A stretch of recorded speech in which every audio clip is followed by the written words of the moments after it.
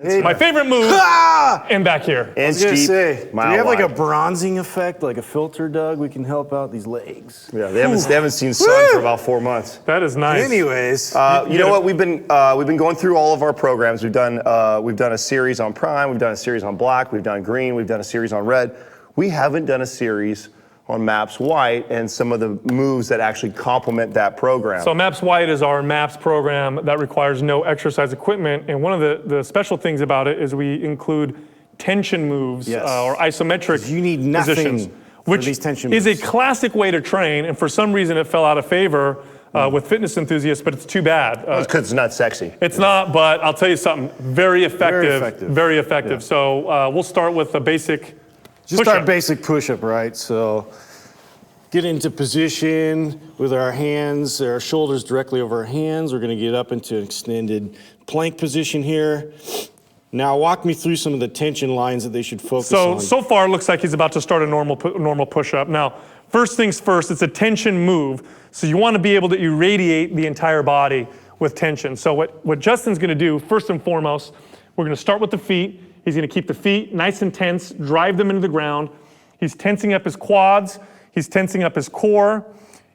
When we move up the upper body, obviously we're gonna be moving the shoulders and the elbows. So what he wants to do is he wants to pretend like he's spiraling his hand into the ground. So I'm gonna do the movement so you can see what I'm doing. You wanna imagine that you're doing this with your hands. Now he's actually moving, he's just creating tension in that direction. And it's gonna give him a nice, tense, stable shoulder girdle. So now while he's maintaining that, he's gonna come down, he's gonna stop here, and he's gonna create all those lines of tension. Tension from the feet, the quads, the core, twisting his hands into the floor, tightening up his mid-back, squeezing the floor with his fingertips like he's trying to grab the floor.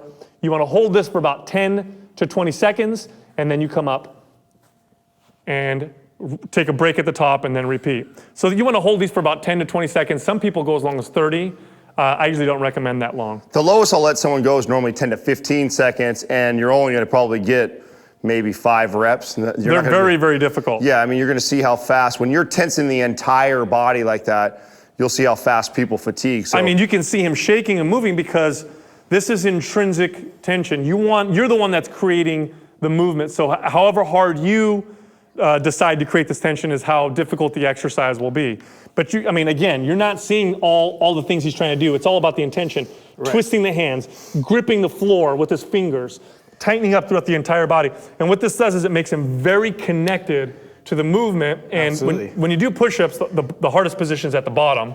This will make you very powerful and strong from the bottom position. You'll get more explosiveness. All these little micro adjustments, these micro tweaks, you want to pay attention to. That's why you want to go down very slow and you want to feel your way through it. So if I don't feel any connectivity with my legs, if I don't feel my abs engage, you want to just kind of assess that and then go ahead and tense the whole body up and really get the most maximal effort you can out of each rep. well, where people, I think why this is so important is, you know, we went through this and it was probably in the 80s, the 90s transition when we got heavy into machines, right? And now it's like all about the latest, greatest machine that has all these gadgets on it. And what ends up happening with machines is it isolates a part of the body, and the body was not meant to move that way.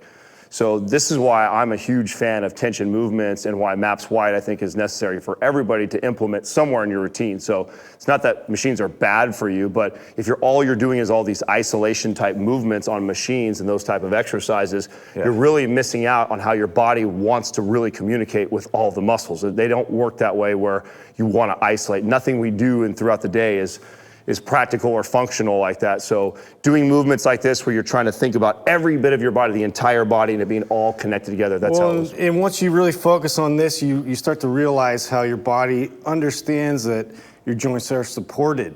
And so this provides even more strength than going into these loaded type of exercises. So it's just good to come in and go through tension exercises to teach the body how to respond properly to force and how to create that force. Exactly. Look, we post a brand new video on this channel every single day. Also, go to mindpumpmedia.com. We are offering 30 days of coaching for free.